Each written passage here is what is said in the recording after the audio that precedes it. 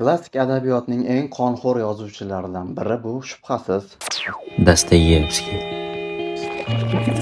Bugun biz klassik adabiyotning eng qonli statistikasini ko'rib chiqamiz.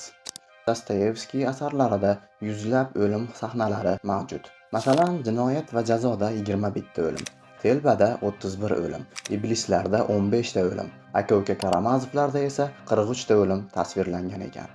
Dostoyevskiy qahramonlari shunchaki o'lmaydi, ular falsafiy azoblar ichida ruhiy qiynoqlardan jon taslim qiladi.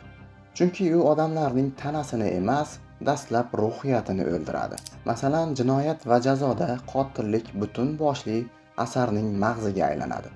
Aka-uka Karamazovlarda oilaviy munosabatlar ichidagi nafrat o'lim bilan tugaydi. Iblislarda esa ruhiy bosim odamlarni o'z joniga qasd qilishgacha olib boradi.